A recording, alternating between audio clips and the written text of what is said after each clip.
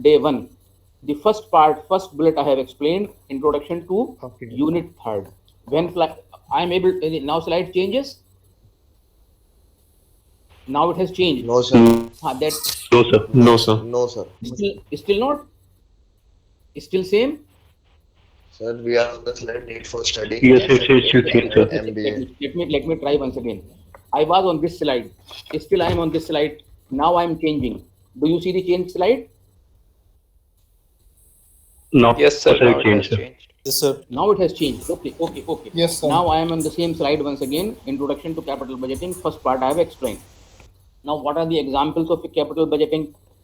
See the huge expenditure that the company commits, that the organization incurs, such as buying an aircraft, maybe in the smaller context, buying a machine, highways, plants, computerization, I mean a huge computerization, R&D. I have mentioned here, think 5 more. So now I have just given example. You can think any 5 and make a note in your answer book. I'm not asking you to write it straight away, but think over it. What could be more examples? Some I have listed here. In all these examples that are available here, you would note that company is making a commitment to the long-term investment, 5 years, 10 years, 20 years, anything which is more than a year, and huge investment is required. These are the examples of capital budgeting. It's a long-term decision. Now, what is the meaning of long-term? If you recall in accounting, any term which is more than 1 will be long-term. But here, it is not even more than 1 year. It is many years, at least 5, 6, 6, 7, 8, 9 years. Huge number of years. That is the long-term investment decision. Can you recall any of the decision that the currently government is contemplating, which is a long-term decision?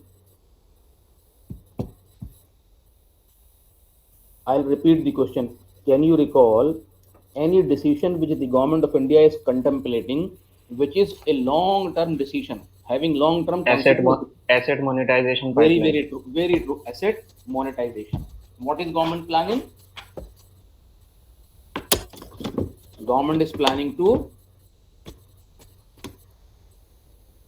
okay, maybe towards the end of this class, we may have a discussion on asset monetization, because it will involve learning good concepts on present value and future value, discounting and the issues. Just one second. Discounting and the issues associated with discounting. So example that you have given is correct, asset monetization, but it will involve a lot of financial calculation. Maybe if time permits, we can take up that toward the end of class. So it is a long-term decision. Now, what is the importance of capital budgeting? Because it is a long-term decision, it has a long-term consequences also. Huge outlays involved, and the decisions are irreversible. Once a decision has been taken, you cannot go back. I mean, you can go back, you can go back, but once you withdraw this decision, then whatever cost you incurred up to the date of withdrawing, it is all termed as a particular cost. It has a term that this cost is known as by this name. Can you recall that name? You have fixed cost, you have variable cost, you have marginal cost, you have average cost. Like this, there are several costs. If you withdraw a capital budgeting decision, or if you stop a capital budgeting decision in between before its completion, then the total cost incurred so far is known by a particular name. What is that name? Okay, let me give you an example. Maybe you may be able to recollect. The company decided to install a machinery which will serve for 10 years. It bought machinery, it has started installing also, but it is not able to find out a mechanic which will operate, or maybe one small part of the machine or anything of machine is not workable, and it decides to get away with this, nothing to do. Or company started a project for drilling oil somewhere in the sea. Halfway through, it realized that now nothing is possible. Oil may perhaps not be found. Let us abandon the project. So whatever investment made up to that date, it is called as, okay, it is known as sunk cost, SUNK. Second form or past form of sink, डूबना जिसे कहते हैं. So it is known as sunk cost. So it is the importance of capital budgeting lies because huge money is involved. These decisions are irreversible and the consequences will be very damaging if it turns out to be a wrong decision. Because of this, very, huge, extreme amount of precaution, extreme volume of precaution is taken because of its long-term consequences and because of its irreversible nature and because of so many things. Ultimately, it will ruin the investment of shareholders. It will bring down their shares drastically. Therefore, huge importance is attached to these decisions. It is not a small decision. You put money in the bank and you withdraw. You buy something and you sell. Here, the losses will be very small. Therefore, a company takes extreme precautions. Now, how do we evaluate those decisions? The evaluation takes in various forms. I am discussing only one of the forms here. Evaluation will take from the point of view of technical feasibility of the project, market feasibility of the project, economic feasibility of the project, but I'll be discussing only in this course financial feasibility of the project. The product is technically suitable or not, production department will take. The product is viable economically or not, other people will take. What we will be concerned with in this course of financial management is the project or product or decision financially viable or not. So that will be our basis of evaluation. In order to evaluate, broadly we take these 4 steps. Number 1, data requirements and arrangement of data. All this has been explained in subsequent slides. How do we obtain data, which we analyze, on which we carry out various statistical and other mathematical analysis? How do we obtain that data? I have illustrated with the help of some figures in the subsequent slides. We also need to know the difference between profit and cash flow. Our decision will be based on cash flow, not on profit. I'll repeat. We should know the difference between profit and cash flow. That must have been studied in your first unit also. The disadvantages of profit as a concept would have been discussed. So decision-making basis for evaluation of any capital budgeting investment would be cash flow, not a profit. Then we will see what are relevant inflows and what are relevant outflows. Concept of relevant inflow and relevant outflows. Then we will talk about methods of appraisal. How do we appraise? How do we decide? There are 5, 6 methods, 7 methods that we shall talk about. So evaluation broadly will be based on these 4 steps. And the last step, method of evaluation, we will discuss several methods of evaluating and their advantages, their disadvantages, etc., that we shall talk about. Now, this is the introduction. I'll start with the first one. Calculation of relevant inflows and relevant outflows. If you look at the previous slide, data requirements, I'll explain. Defense, you have already learned. If required, I'll explain. We are on the second slide at this concept, relevant inflows and relevant outflows. Now, relevant details of calculation of relevant inflows or relevant outflows. When we say relevant, it means there are several things that the company spends and receives. So whatever is net of that we call as relevant inflow or relevant outflow. An example will make it more clear. See, outflow means you are committing certain funds, you are giving away money, you are investing, that is known as outflow. Example, suppose you buy a machine for 10 lakh rupees. So 10 lakh is your outflow. Now, if we wish to introduce the concept of relevant, that is relevant 10 lakh or 10 lakh is not relevant. So subsequent words will tell you. Say investment minus all rebates, all concessions, all allowances, etc., etc. Suppose you are starting a project in an area which is called as industrially notified backward area. So government wants to encourage industrialization, government wants to encourage industry, so government gives certain concessions. Suppose government says if you establish an industry here, you will get 30% concession. Suppose government says you will get 30% concession.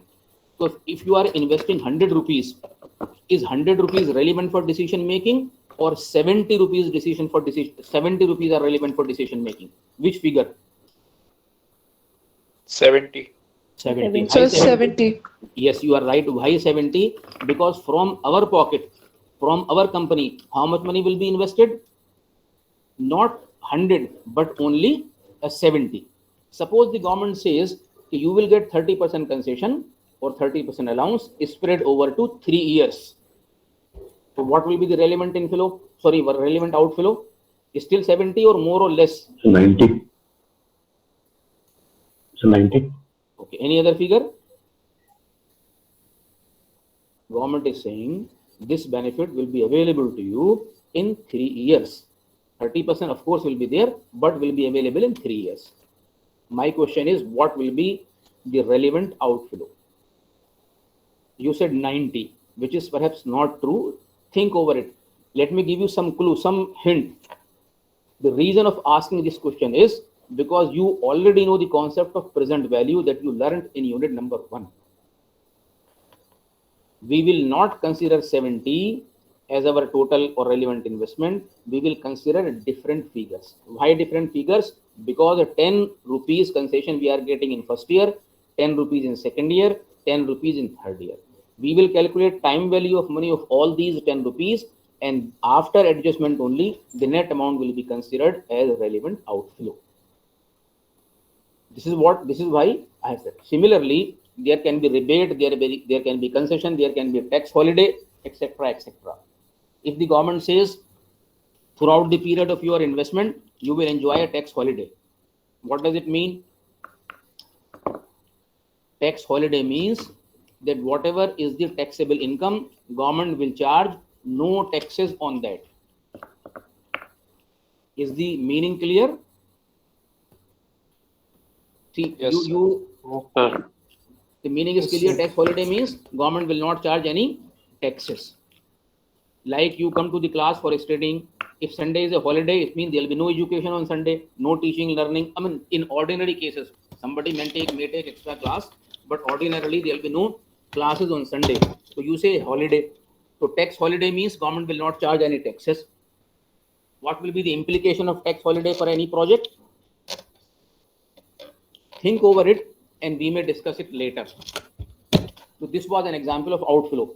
Can you tell me 1 or 2 projects where government is giving rebates or concessions or some allowances? So Startup India. Solar. Sorry? Solar plants. Which one? Solar PV. You are absolutely right. Solar plant. So because government wants to encourage non-conventional sources of energy, therefore it is giving a lot of concessions. Any other example? Sir, Startup India. Startup, correct. Any other example? Electric cars. Electric cars, fine. You may certainly give several examples. So whenever such projects are taken up, so in order to financially analyze them, we need to see inflow and outflow. For outflow, we do not go for outflow as such, outflow per se, but relevant outflow. So this concept of outflow is clear. Now come to relevant inflows. Whenever you invest in a project, you receive revenue. Think of any example, say highways. The government has constructed a highway, a good road, expressway, call any other thing. So what revenue the government gets from that this highway? Toll tax. Toll tax is one. Then yes, toll tax is one. There are other ways also through which government gets revenue. For example, there will be large hoarding throughout that expressway, throughout that, the government will charge revenue from those also. Likewise, government can think of various ways and means of, so everything that you receive by way of that investment is your gross revenue. Then plus all indirect benefits like savings and etc., in the form of depreciation, in the form of salvage value, in the form of working capital recovery. When you invest money and you create a project, you are entitled to charge depreciation. Why I am taking this? Why I have written depreciation as a source of inflow? Can anyone think of it? I have included depreciation in the sources of inflow. Why I have done so? It's a non-cash expense. Say it loudly. It's a non-cash expense.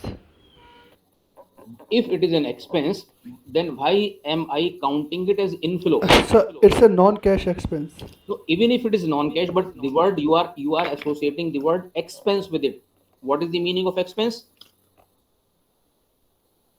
That money goes out of the company.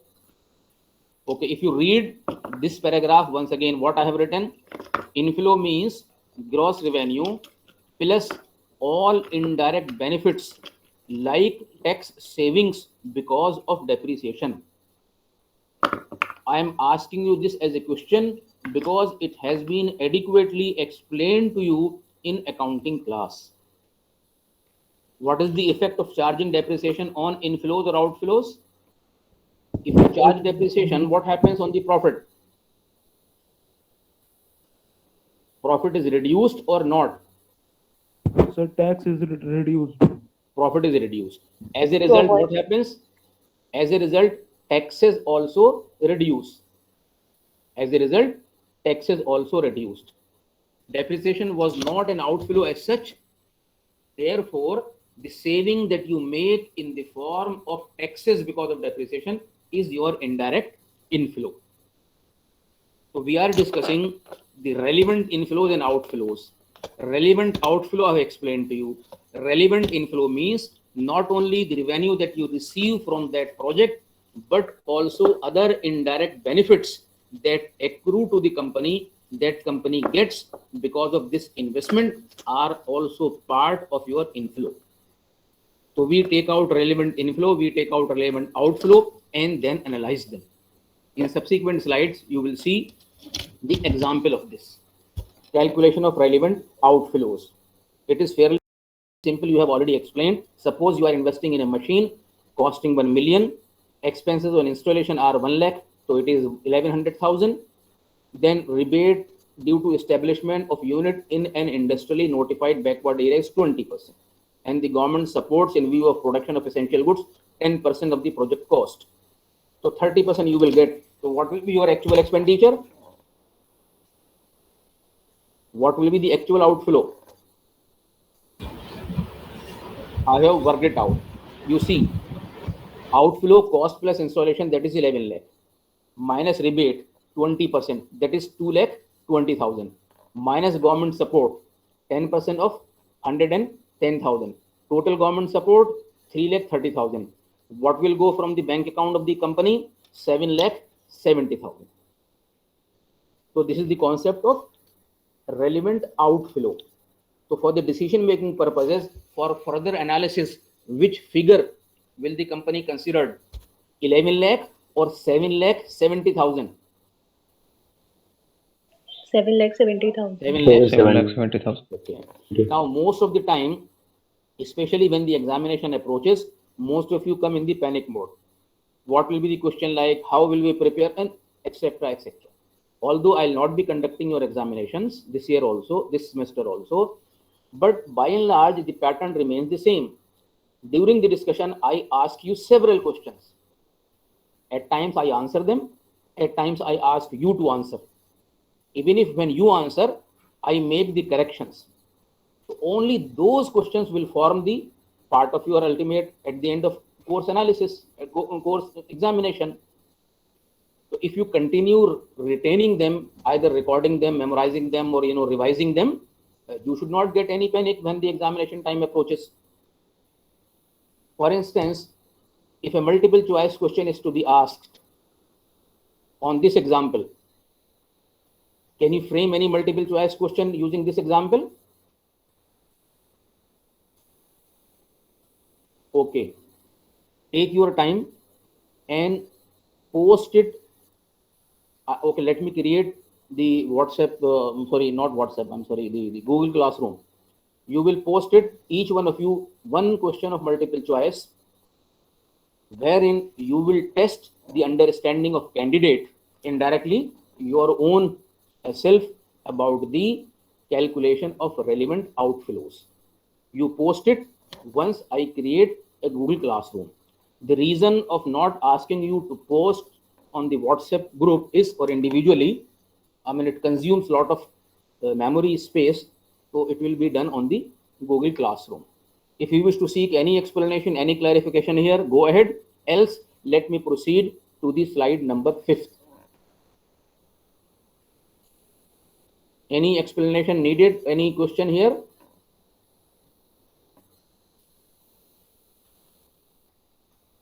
So why is the government giving rebate on installation charges? Okay. Why is the government giving rebate on installation? Right. When, as per law, the expenses which are incurred on any fixed asset, on any project, till such time it becomes operational, are considered as capital expenditure. And every calculation, be it depreciation, be it taxes, be it anything, will be based on the total expenditure. Suppose the company has purchased machine and it has not installed. Will that be any use of machinery? Can it earn any revenue? It cannot. It can earn revenue only if it is installed.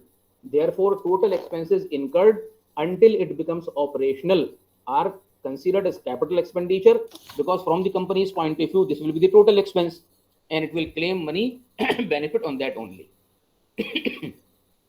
Any other question? Then I'll explain to you. I have explained, rather illustrated, the concept of outflow. Now let me illustrate the concept of inflow also. The inflow, read this carefully. Inflow means earning that accrue to a firm. From these gross earnings, we need to subtract all expenses, depreciation, taxes, etc. The resultant figure becomes our net profit. Read it again, net profit, not net inflow. In the earlier slide, I told you what is our basis of decision, net profit or net inflow.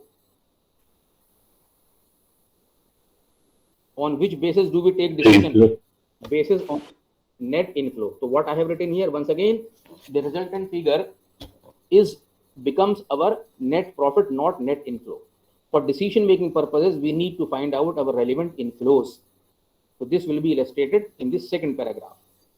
Assume that a firm purchased a machinery for 10 lakh rupees. It has spent 50,000 on its installation. Machine has a useful life of 5 years, after which it can be sold for rupees 1,50,000. The firm estimates that produce of this machine can fetch rupees 5 lakh annually. Total expenses on the production would be 60%. Total expenses on production would be 60%. Straight line method of charging depreciation is applicable on machine. Taxes are payable at the rate of 25% on net income. In fact, you need to keep this data in front of you when you see its solution. Practically, it was difficult to put the solution as well as problem on the same slide because of the space. Otherwise, the fonts would have been too small. But anyway, if you can access, if you have a mechanism wherein you can see the problem part, that is this slide, as well as the solution slide at the same time, it will be helpful. I have got a print of it, so for me there will be no problem. But at the same time, you let me see if it can help. These are the limitations of our online system. Had there been, board, I would have put it on in one part of it. The other part I would have put it there. So see in the next slide, one needs to work out the following. Calculation of yearly depreciation. I go back to the slide again. What is the method of depreciation? Read second last line of the slide. Straight line method. Some of it I should have explained to you in accounting class. What is a straight line method of depreciation? The total cost of machine will be divided by its life. What is the total cost of machine? 5,50,000. It can be divided by 5. You get yearly depreciation. But there is one more information. That is, after its useful life, it can be sold for 1,50,000. So what will be your real investment in the machinery? Real investment will be total cost minus salvage, because anyway you will get back this money at the end of 5th year. So look at this one. You need to know yearly calculation. I have explained the early calculations here. There are various methods. All those methods you can read in the books. Here I'll explain to you what is a straight line method. depreciation in order to find out cost plus installation minus salvage value, and you divide it by life of machine. So if you calculate it, the total cost becomes 9 lakh, 10 lakh plus 50. All calculations you can see in this slide. When you divide it by 5, you get 1,80,000. This is your straight line method of depreciation or yearly depreciation.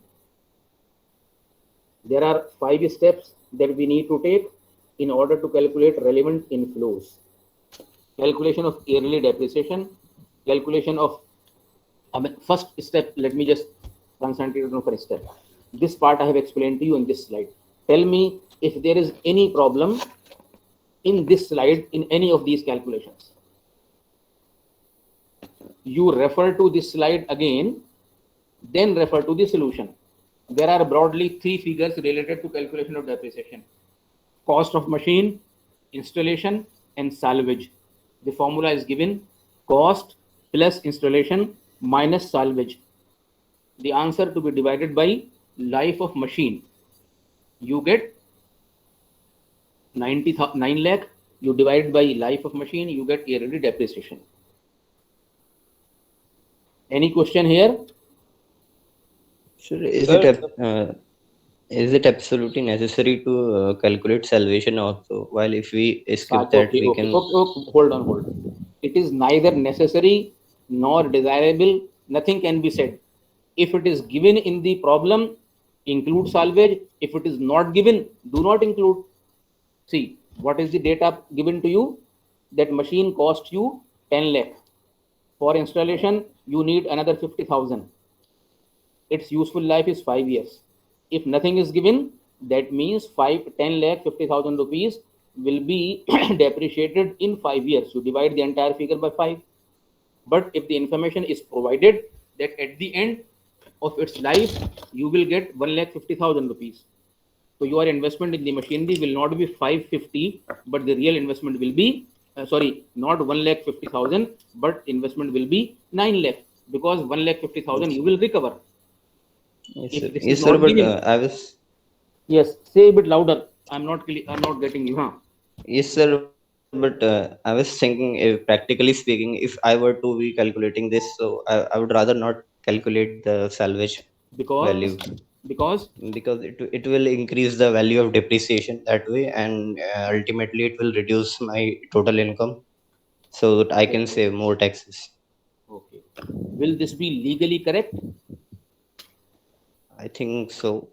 Eh? Yes, I think so. Government has asked you to apply or to follow certain procedures. With regard to depreciation, it has comprehensive rules. Depreciation will be charged at this rate. If, like you, everybody starts charging 100% depreciation in the first year, it will save a lot of taxes. And how will the government survive if nobody is paying taxes? That means you have no freedom to change or deviate from whatever rules are in place. If one is free to charge any amount of depreciation or any amount of anything, then nobody will pay any taxes. For example, government draws taxes from indirect sources and direct sources. Direct sources are people like us, salaried people. If government says you invest in anything and you pay do not tax, so if I invest my entire salary and then I'll pay no taxes, how will the government survive? That means we cannot deviate from the laws provided by the government. We have no choice but to. So if we are saying salvage value, we have to deduct it. And suppose we make our calculations in such a way that there will be no salvage value. Okay, right now you can think over it. But when you reach the 5th year and you have machinery which can be sold for 1,50,000, what do you do with machinery? Will you donate or you will sell it? What do you do? You will sell or not? Sell it. Yes. What will you do with that money? Will you show it in the books or not? Yes, sir. When you show it in the books as income, will you pay taxes or not? Yes, sir. So it is not possible. Okay, it's good that you ask, you seek any clarification. So first step I explained to you. Now I'll explain to you subsequent steps. That is step number 2 to 5. Look at once again, what are the steps 2 to 5? Calculation of earning before interest, depreciation and taxes. calculations of earning after interest, depreciation and taxes, calculation of earning after interest, depreciation and taxes, and calculation of net inflows. In the table, it can be fairly simply understood. Look at the column wise data. Gross inflows are 5 lakh. Where are they coming from? Look at this slide first once again. That is fourth line. Firm estimates that produce of the machine can fetch rupees 5 lakh annually. So this is the gross income company is receiving. In the same slide, it was said 60% will be operating expenses. So 60% of 5 lakh will be 3 lakh. Now what will be the depreciation? We have already calculated 1,80,000. Now what is the next column? Earning. This has been wrongly written. After depreciation, correct, after depreciation but before taxes. So formula I have also written. What are we doing? 2, column number 2 minus column number 3 minus column number 4, on which we are charging taxes 25%. So that is 25% of 20. So what is earning after depreciation, interest and taxes? 20 minus 5, that is 5,000. What will be inflows? How am I getting 1,95,000? Okay, before I explain to you this, tell me, are the calculation up to second last column are clear? Yes, sir. Yes, very good. If the calculations up to this column are clear and also your concept in the first unit are clear, there should be no problem in arriving at this figure. What are inflows? Or inflows based on which you will take decision. These inflows are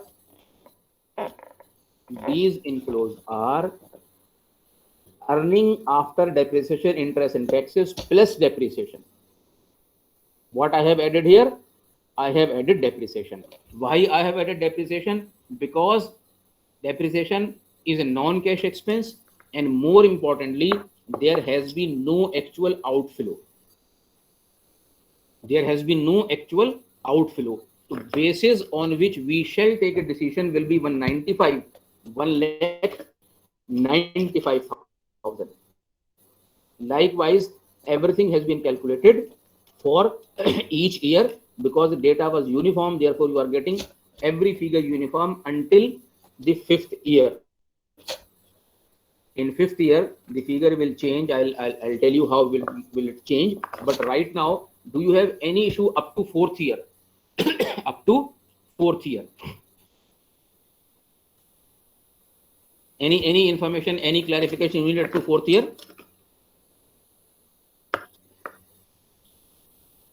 Do you need to know anything up to 4th year? Can you see this cursor moving? Yes. Can you note what is the? Okay. In 5th year, your inflows will be 195 as also 1,50,000, because we have said in the 5th year there will be salvage value. So salvage will also be added in the 5th year, and total inflows in 5th year should be 1,50,000 plus 1,95,000. That is 3,45,000. 3,45,000 will be your net inflow in the second year. Suppose there is a tax on salvage value that you are selling. That tax will be subtracted. Adjustments can be made depending on the data given. But before I proceed, tell me if everything on this slide is clear to you. If everything is this slide clear to you, then only I'll proceed. Any Yes, sir. questions here? Sir, the amount of tax, Amount of taxes. How we have calculated? Yes, sir. Okay. Go back to your, just one second. Go back to this slide. What I have written? Taxes are payable at the rate of 25%. What is your net income? Net income is 20,000. On 25,000, sorry, on 20,000, 25% will be 5,000. Okay, sir. Okay. Now what you need to do after this one, what will be the total net inflows in 5 years? What will be the total net inflows in 5 years? It can simply be added. Assume that the government is offering 20% rebate on this investment and will be available in 2 installments. One in the second year and the other installment in the 4th year. Tabulate this data in another table. You draw another table, incorporate the information which I am asking you. What you will do with that figure, that I will tell you subsequently. Right now, at this point in time, you just make sure that you have understood what is written in red fonts. What is being written, what is appearing in the screen in this slide in red font, the problem part should be clear to you. Then you attempt it. Draw another table with relevant columns and calculate for the second one. Assume that the government is offering 20% rebate on this investment. It will be available in 2 installments, second year and 4th year. Tabulate this data in another table and calculate this column. That is the last column. This is what you will do in addition to what I have already told you. Let me see what is there in the next slide. If it is something relevant, I'll finish. No. More on depreciation, I'll take later. At this stage, if you have anything to ask, you ask me. See, from your point, from your understanding point of view, after inflows, you make a note that this column is equal to addition of column number, this taxes plus depreciation. So taxes are in which column? 1, 2, 3, 4, 5, 6.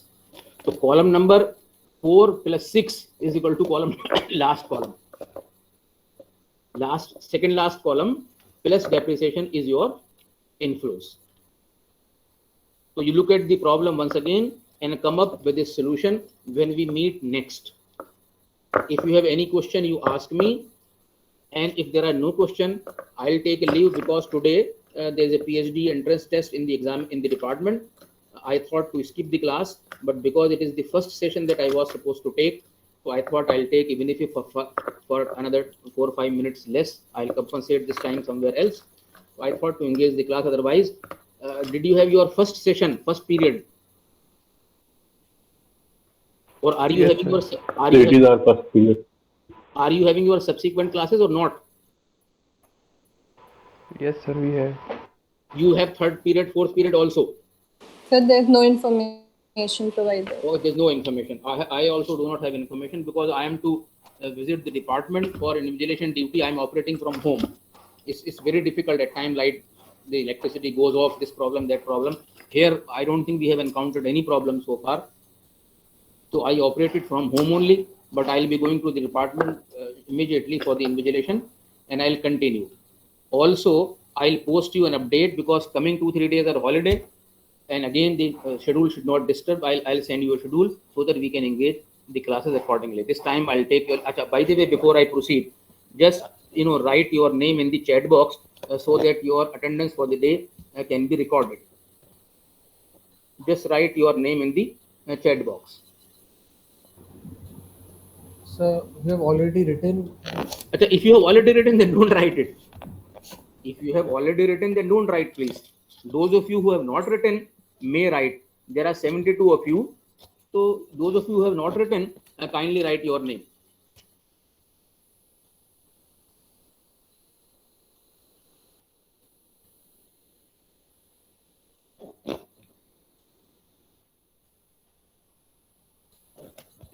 Has everybody written now? Yes, sir. If you have already written, then you may perhaps leave. So I think I don't see many names here. Thank you, sir.